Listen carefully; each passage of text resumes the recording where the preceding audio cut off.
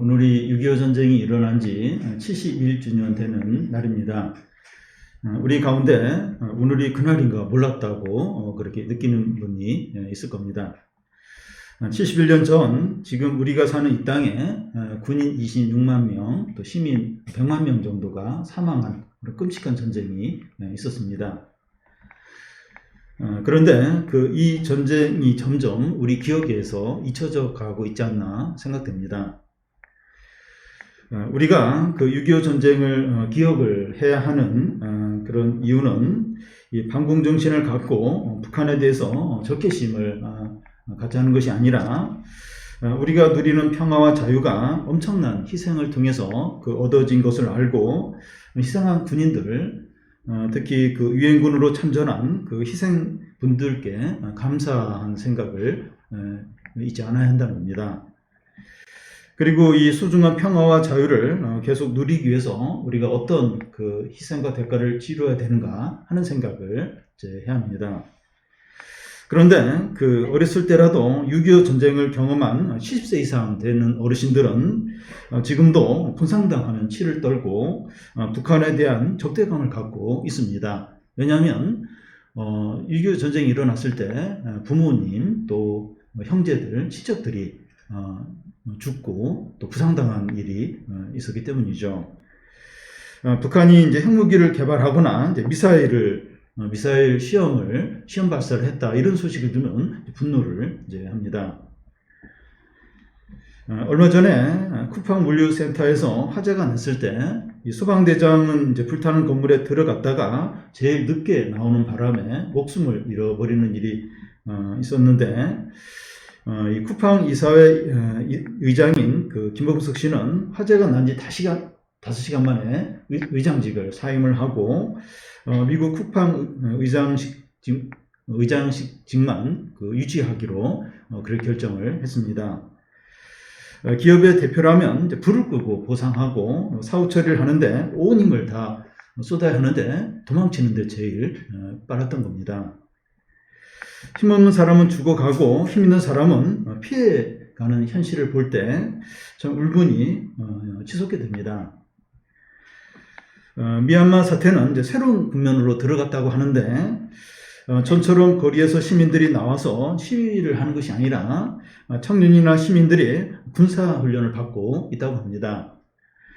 시민들이 이제 군사력으로 이제 미얀마 이 정부군과 이제 대항하기 위해서인데, 50만 명이나 되는 정규 군대와 싸워서 이제 이긴다는 건 거의 불가능하고, 시민들의 엄청난 인명 피해만 예상이 이제 이렇게 되고 있습니다.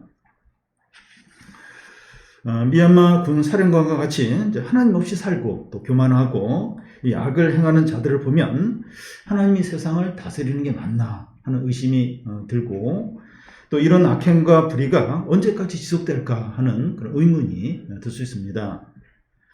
시편 94편은 하나님을 대적하고 불의하고 교만한 자들이 승승장구하는 것을 보면서 하나님께 악인들에 대한 심판과 또 의인들에 대한 구원을 간구하는 그런 시편입니다. 이 시간에는 이 시의 이제 반만 이제 살펴보려고 합니다. 1절에서 이제 12절까지인데 어떤 내용인가 하면 이 악인의 오만에 대한 애통과 또 그들의 어리석음에 대한 탄식을 다루고, 나머지 이제 12절부터 23절까지는 의인들의 이 구원에 대한 확신과 이 악인의 멸망에 대한 기원을 이제 다룹니다. 먼저 이 악인의 오만에 대한 애통을 살펴보겠습니다. 1절에서 3절까지인데 한 절씩 교독 읽겠습니다. 여호와여, 복수하시는 하나님이여, 복수하시는 하나님이여, 빛을 비추어 주소서.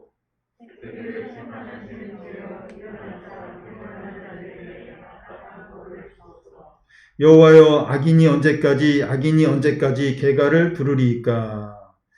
예. 우리 사회에서 억울한 일을 당해서 너무나 고통스러운 분들이 있습니다.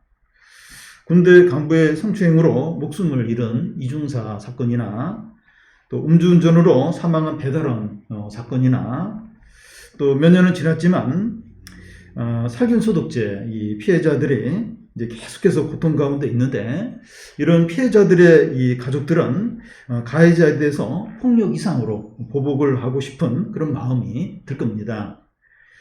법을 통해서 한다고 하지만 억울함과 이 원통함이 이제 풀리지 않는 겁니다. 하나님의 백성이 이런 억울한 일을 당했을 때 어떻게 합니까? 시편 기자는 어떻게 하고 있습니까? 그 1절에 보면 복수하시는 하나님이여 복수하시는 하나님이여 합니다. 하나님은 이제 복수하시는 주님을 두 번에 걸쳐서 반복해서 강조하고 있습니다. 하나님은 복수의 전문가이십니다. 그래서 이 복수하는 일은 하나님께 다 맡겨야 합니다. 다윗은 사울왕에게 10년 이상 계속 쫓기면서 이 두 번씩이나 사울왕을 죽일 기회를 갖게 됩니다. 근데 이 복수하는 건 하나님께 맡기고 자기는 이렇게 복수하지 않았습니다. 그러면 이 복수하시는 하나님이시라고 하는데 우리의 이 자존심이나 금전 문제나 이 육체적인 고통을 주는 사람들을 다 하나님께 일러 바치면 하나님이 힘센 형처럼 다 갚아 주신다는 건가요? 그렇지 않죠. 만약에 하나님께서 이런 식으로 이제 우리의 어떤 그런 어려움을 이제 보복을 해준다면 조폭 수준의 분으로 여기실 겁니다. 우리의 개인적인 안갚음을 하는데 하나님을 이기적으로 또 탐욕적으로 이용하는 것이 될 것이죠. 그러니까 개인적으로 억울한 일이 있을 때 다 이렇게 하나님께 일러 바치는, 그럼 하나님 조폭처럼 또 큰 형처럼 나타나서 다 갚아주고 이러면 이제 그 어떤 힘센 어떤 형 또 어떤 조폭 수준으로 이제 하나님이 이제 이렇게 여기지는 거죠. 그러면 이제 복수하시는 하나님이신데 어떤 것에 대해서 복수하신다는 건가요? 억압받는 자를 공의로 심판하시는 겁니다. 철저하게 공의로 복수하시는 겁니다.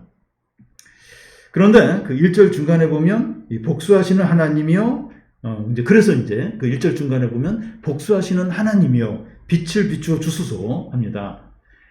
이 세상에서는 이제 복수가 이루어질 때 어두운 가운데 비밀스럽게 이루어집니다. 근데 이 하나님의 복수는 공의이기 때문에 빛 가운데서 이루어진다는 거죠. 어둡고 암울하고 절망적이었는데 이 하나님의 복수가 이루어지면서 밝아지고 살아나고 소망이 생깁니다. 그래서 우리가 어떤 억울한 일로 하나님께 이제 복수해달라고 기도를 이제 할 수 있는데, 개인적인 안갚음을 해서 속이 시원하다, 너무 고소하다, 이제 이런 어떤 차원이 아니라 어두운 곳에 빛이 비추어지고 우리가 살아나고 모든 것이 회복이 되는 것입니다.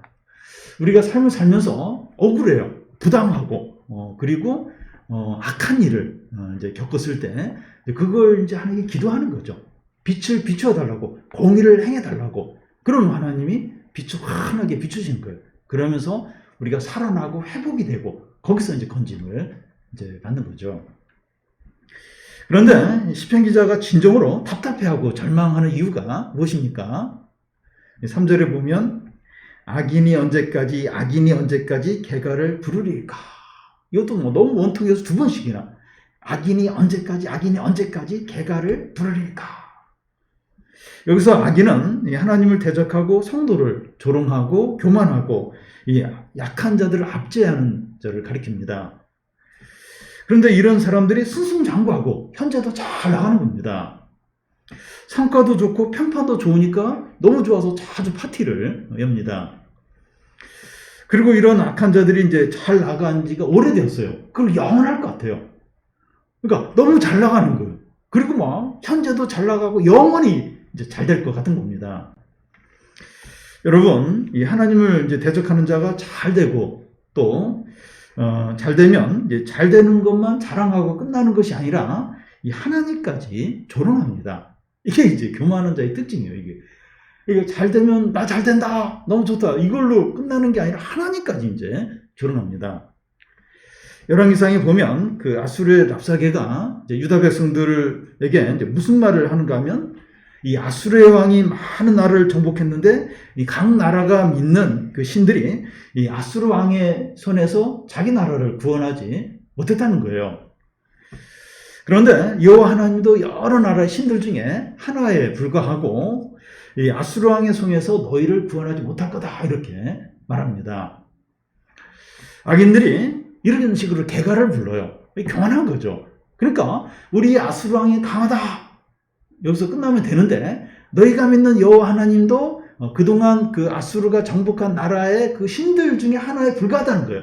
그 여호와 하나님도 너희를 이 아수르 왕의 손에서 건지지 못한다. 여기까지 나가는 겁니다. 이런 식으로 이제 개가를 부르는 거죠.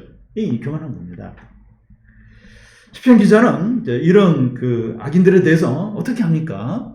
2절에 보면 세계를 심판하시는 주여 일어나사 교만한 자들을 마땅하게 벌을 주소서. 히스기야 왕이 납사계의 말을 듣고 우리가 방금 읽은 이 말씀처럼 기도를 해요. 딱 그 아수르 왕의 그 편지를 하나님 앞에 펴놓고 이렇게 똑같이 기도를 합니다. 하나님여 이 악하고 교만한 자들에게 복수해달라는 겁니다. 우리는 이제 하나님 나라와 교회와 이 성도들과 우리 자신을 위해서 이렇게 기도할 수 있습니다. 온 세계를 심판하는 만군의 하나님이여 일어나소서. 모든 교만한 자에게 공의로운 심판을 내려주셔서 하나님 일어나셔서 이걸 심판해달라. 이 악하고 교만한 자들을 벌해달라고 이렇게 기도할 수 있습니다. 하나님은 히스기야의 기도에 응답을 하셔서 아수르 그때 18만 5천 명을 하룻밤 사이에 시체로 만들어 버리는 그런 응답을 하셨는데 그와 같이 우리의 이런 기도에 하나님께서 놀랍게 응답을 하십니다. 그 악한 자가 너무 강해요. 그리고 그 어려움이 너무나 심각한 거예요. 그 억울한 일이 너무나도 심각하고 커요. 그래서 막 도저히 안 될 것 같아요. 아무리 그 악한 자가 강하고 그 억울한 일이 심각하다 할지라도 만군의 여호와여 일어나소서 이 부당한 일에 응답하소서 이러면 아수르 군대 18만 5천 명이 하룻밤 사이에 시체로 바뀐 것처럼 놀랍게 하나님이 응답을 하신다는 겁니다. 그래서 절대로 이렇게 낙심하지 말라는 거예요. 부당함과 억울함이 아무리 크다 할지라도 법으로도 안 될 것 같고 누구한테 하소연도 못해요. 내 힘으로 어떻게 해결도 안 돼요. 이 복수의 전문가가 하나님이세요. 복수의 하나님이요. 복수하시는 하나님이요. 빛을 발하소서. 이 문제에서 공의를 행하소서. 부르짖는 거예요. 간구하는 거예요. 그러면 놀랍게 응답이 됩니다. 하나님 거기에 일을 하세요. 다음은 이 악인들의 구체적인 죄들이 뭐냐 하는 겁니다. 4절에서 7절까지 한 절씩 교도를 읽겠습니다. 그들이 마우고 짓거리며 오만하게 떠들며 죄악을 행하는 자들이 다 자만하나이다.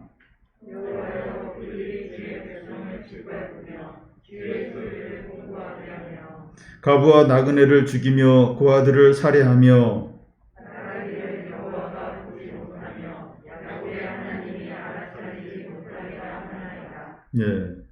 이 악인들의 죄는 크게 두 종류입니다.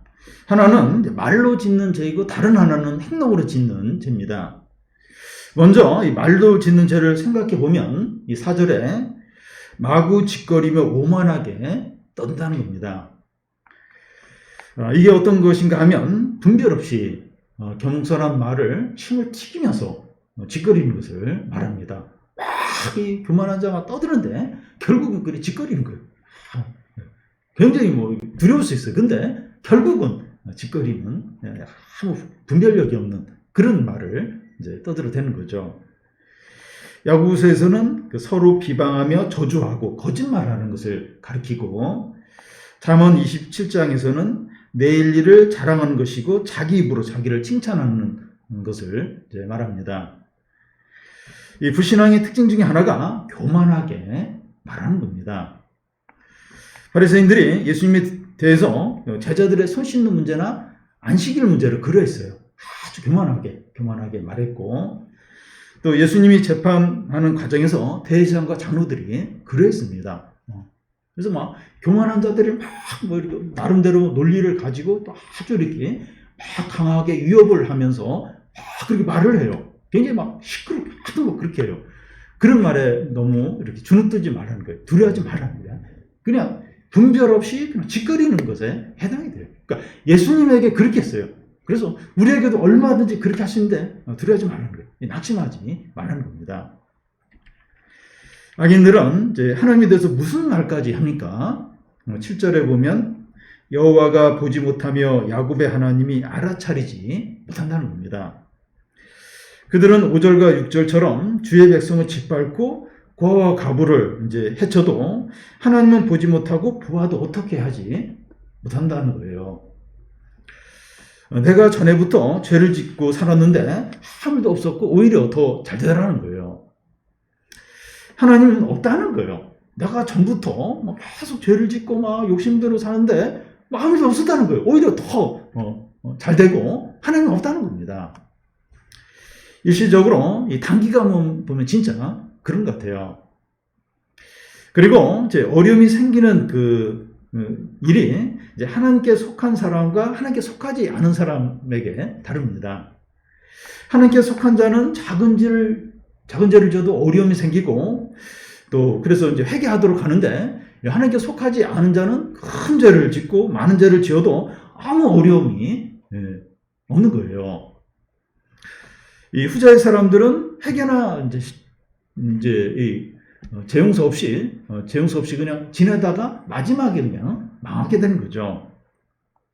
그래서 이제 욕심과 죄와 불신앙 가운데 사는데도 어려움 없는 것을 절대로 좋아하면 안 됩니다. 그러니까 이런 이렇게 누구는 이렇게 욕심대로 죄를 져도 어려움이 없어요. 근데 나는 우리 가족은 작은 죄를 졌는데 그게 막 드러나고 막 벌받고 어려움 생기고 이럴 때 막 부러워요. 이렇게 마음대로 사는데도 어려움이 없는 사람이 이렇게 부럽고 막 이제 그런데 절대 이게 부러워할 일이 아니라는 거예요. 이게 하나님께 속한 자는 작은 죄를 지어도 어려움이 있어요. 근데 하나님께 속하지 않은 자는 죄를 밥 먹듯이 해도 어려움이 이제 없다는 거예요. 이제 그런 사람 마지막에 이제 멸망당하는 거죠. 근데 우리도 교만해지면 하나님이 보지 않는다고 여기고 혹시 보아도 아무 일도 생기지 않는다고 생각한다는 거예요. 이것이 이제 하나님을 의식하지 않고 이제 경외하지 않는 건데 아주 위험합니다. 하나님은 보지도 않으시고 이렇게 죄를 지어도 별로 이렇게 벌 주신 것도 없고 이제 이렇게 생각하는 게 하나님을 경외하지 않는 거예요. 그게 아주 위험합니다. 악인의 또 하나의 죄는 행동으로 짓는 겁니다. 이 행동으로 짓는 죄도 크게 두 가지로 나눌 수 있는데 하나는 주의 백성을 대적하는 것이고 다른 하나는 약한 자를 압제하는 겁니다. 교만의 본질은 이제 하나님을 인정하지 않는 것이기 때문에 이 교만한 자는 성도들을 미워합니다. 지적이고 교양이 풍성하고 또 인간애가 넘치는 사람인데 기독교에 대해서 비판적이에요. 그리고 또 신자들을 멸시하는 경우가 있습니다. 진정으로 교만한 사람은 그의 안에 하나님을 대적하는 것이 있기 때문에 그 성도들을 그렇게 미워하고 싫어합니다. 그러니까 이 하나님을 대적하는 이게 가장 큰 교만이에요. 가장 큰. 그리고 이제 여기서 이제 그러니까 이제 이렇게 믿는 사람들이 그렇게 미운 거예요. 싫은 겁니다. 이 하나님을 대적하는 이게 진짜 악한 겁니다. 이게 진짜 교만한 거고 이게 진짜 악한 거예요. 그리고 이 교만한 자는 약한 자들을 압제합니다. 6절에 보면 과부와 나그네와 고아를 죽인다고 되어 있습니다. 성경에서 하나님은 이런 그 자들의 하나님이시고 이들의 보호자라고 하셨습니다. 그런데 교만한 자는 이런 자들을 압제하는 겁니다. 우리 사회에서도 이 비정규직 청년들이나 여성들이나 그 아이들이 고통을 당하고 압제당하고 죽임을 당하는 일이 자주 일어나고 있습니다. 이런 약한 사람들을 압제하는 자들은 이제 교만한 자죠. 하나님을 이렇게 경외한다면 절대로 이렇게 하지 않아요. 이렇게 약한 자들을 압제하고 괴롭히고 그렇게 하지 않습니다. 진정으로 교만한 자는 하나님을 대적하는 자들이니까 하나님이 가장 소중하게 여기는 자들을 미워하고 해칩니다. 하나님께 가장 소중한 자가 성도들이죠. 그리고 약한 자들인데 이 성도들 약한 자들을 미워하고 압제를 합니다. 그러니까 이 이제 진짜 교만한 자들이죠. 진짜 악한 자들이죠. 네. 성도들을 그렇게 미워해요. 그리고 약한 자들을 뒤에서 그렇게 압제하고 괴롭히고 착취합니다. 이게 진짜 그 악한 자, 진짜 악한 자죠. 어리석은 자들에 대한 그 애통입니다. 8절에서 11절까지 한 절씩 그대로 읽겠습니다. 백성 중에 어리석은 자들아 너희는 생각하라. 이 무지한 자들아 너희가 언제나 지혜로울까.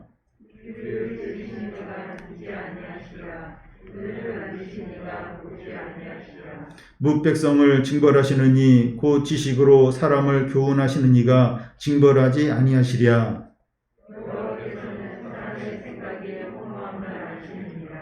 네.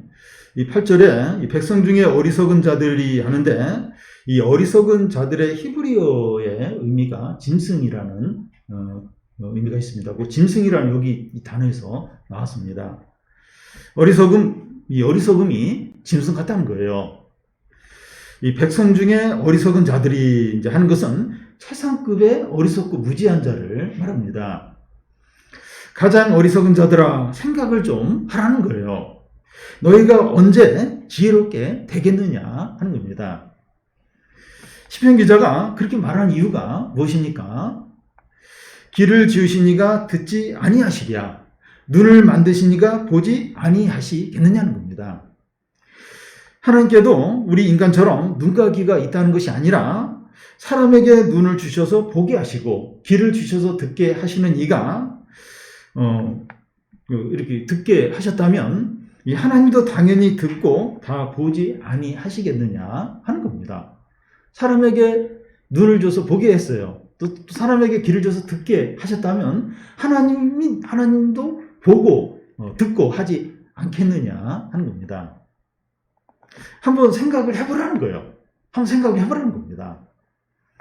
출애굽기 4장 11절에 보면 하나님께서 모세에게 바로에게 가라고 했을 때 그는 자기는 말을 잘 못해서 가지 못하겠다고 하자 누가 입을 쥐었느냐 여호와가 아니냐 이렇게 말씀합니다. 또 잠언 20장 12절에 보면 듣는 귀와 보는 눈은 다 여호와께서 지으셨다고 말합니다. 어리석은 자들 한번 생각을 해보라는 거예요. 눈과 귀를 지으신 이가 보지 못하고 듣지 못하겠느냐 하는 겁니다. 근데 이 어리석은 자들은 그렇게 생각해요. 하나님 못 보고 하나님 듣지 못한다 이렇게 이제 한다는 겁니다. 앞에 7절에서 이 교만한 자들은 하나님을 보지 못하고 알아차리지 못한다고 했는데 하나님은 다 보고 다 듣고 계신다는 겁니다.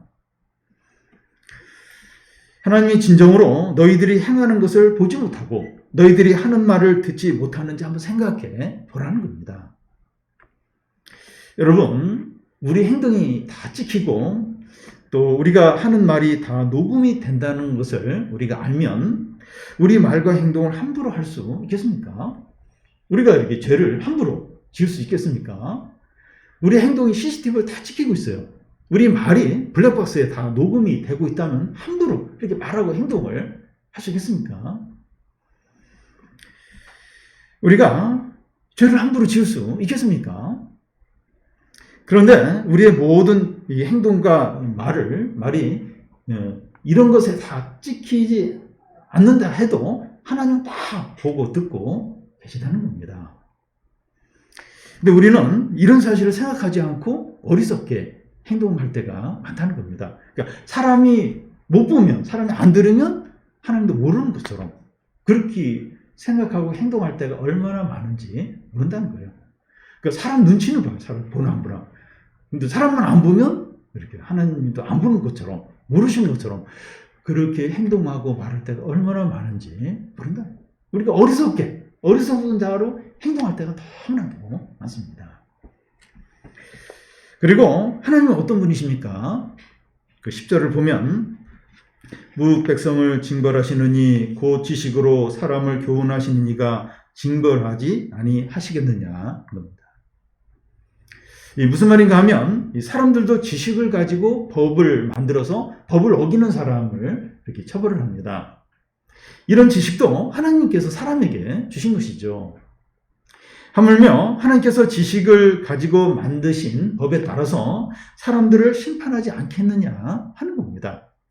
당연히 그렇죠. 당연히. 그러니까 사람들도 자기 지식을 가지고 이렇게 막 법을 만들어서 그 법으로 범하는 사람을 처벌해요.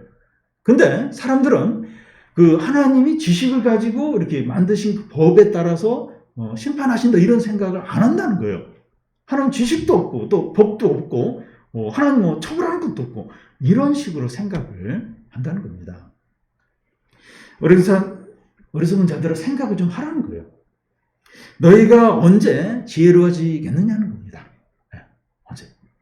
그러니까 너희들의 어떤 그게 짐승 수준이라는 거예요. 짐승 수준. 네. 언제 지혜로워지겠느냐? 네. 하나님은 지식도 없고 법도 없고 또 심판도 못하는 그런 분으로 여기는데 좀 지혜로워지라는 겁니다. 너희들이 언제 지혜로워지겠느냐는 겁니다. 지혜의 근본이 이제 하나님을 경외하는 것인데 사람들이 이제 하나님을 인정하지 않으니까 짐승처럼 어리석게 되는 겁니다. 세계 명문대학에서 여러 개의 박사학위를 이제 가진 사람보다 하나님을 믿는 초등학생이 더 지혜롭다고 할 수 있습니다. 쉽게 얘기해서 우리가 하나님을 경외하는 가운데 있을 때는 생각하고 판단하고 말하는 게 지혜로워요. 근데 욕심과 교만한 가운데 있을 때는 생각하고 판단하고 말하는 게 어리석게 됩니다. 다윗 같은 사람도 욕심 가운데서 교만해지니까 간음과 이제 살인을 행하는 어리석은 자가 되었습니다. 세상에서 제일 지혜로운 사람이 솔로몬이죠. 근데 교만해지고 어리석게 되니까 이방 공주들이 이제 가져온 우상들을 섬기는 거예요. 아니 어떻게 그렇게 지혜로운 솔로몬이 그 막 돌 나무로 만든 우상을 이렇게 섬길 수 있는 그 하나님을 버리고 근데 솔로몬이 그렇게 해요. 그렇게 우상들을 섬기게 됩니다. 그런데 이 룻은 아무것도 몰라도 하나님을 경외하니까 아주 지혜롭게 행동을 했고 요셉도 하나님을 경외하니까 애굽의 총리가 되어서 잘 다스렸습니다. 그런데 이 모든 사람의 생각이 어떻습니까? 11절을 보면 여호와께서는 사람의 생각이 허무함을 아신다는 거예요. 여기서 허무함이라고 하는 것은 바람 혹은 아무것도 아닌 것을 의미합니다. 사람의 생각이 바람 같고 아무것도 아니라는 거예요. 이 사람의 생각이 바람 같다는 거예요. 아무것도 없다는 겁니다. 고린도전서 3장 20절에 보면 이 바울은 자기들의 지혜를 자랑하는 고린도 사람들에게 우리가 방금 읽은 말씀을 약간 변형해서 이제 인용을 하는데 주께서 지혜 있는 자들의 생각을 헛것으로 아신다고 말합니다. 그러니까 이 고린도 사람들이 굉장히 자신들의 지혜를 자랑을 해요. 굉장히 똑똑한 줄 여깁니다. 근데 주님께서 지혜 있는 자들의 생각을 헛것으로 아신다는 거예요. 야고보서 4장에 보면 어떤 사람이 한 달 후에 어느 도시에 가서 장사를 해서 얼마를 벌겠다고 그렇게 자랑을 합니다. 그때 야고보는 너희는 내일 일을 알지 못한 안개와 같은 존재라는 거예요. 사람들은 나름대로 미래의 계획을 세우고 포부를 밝히면서 자랑합니다. 근데 하나님 앞에서는 그런 계획과 자랑이 헛것이라는 거예요. 헛되다는 겁니다. 물론 그런 계획들이 다 필요 없다는 것이 아니라 하나님의 주권을 인정하는 것이 먼저라는 거죠. 잠언 19장 21절의 말씀대로 사람의 마음에는 많은 계획이 있어도 오직 하나님의 뜻만이 완전히 산다는 겁니다. 많이 계획을 세워요. 근데 결국 하나님의 뜻대로만 된다는 거죠. 평상시에 우리가 진지하게 생각하면서 계획도 세우고 구체적인 어떤 방법도 생각을 하지만 하나님이 보실 때 허망한 것이 대부분입니다. 하나님을 경외하지 않고 하나님의 뜻을 살피지 않고 하나님께 묻지 않고 나 혼자 생각하고 세운 계획들이 대부분 이렇다는 거예요. 나름대로 막 고민을 많이 해요. 막 생각을 많이 해요. 너무 대단해요. 너무 좋은 계획이에요. 하나님 보실 때 허망한 것이 대부분이라는 거예요. 이런 생각과 계획이 아무리 유익해 보이고 대단해 보여도 하나님 앞에서는 허망하다는 허망한. 이거 얼마나 대단한데 어떻게 이런 생각을 할 수 있을까? 사람들은 이야기를 해요. 사람들은 막 칭찬을 해요. 근데 하나님 앞에서 허망하고 헛된 것이 대부분이라는 거예요. 여러분, 우리는 이 하나님의 주권을 인정하고 하나님의 뜻을 살피며 하나님께 물으면서 어떤 생각을 하고 계획을 세우는데 익숙하지 않은 면이 있습니다.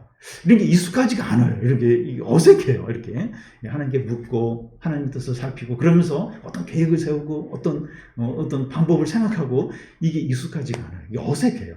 이게 잘 안 돼요.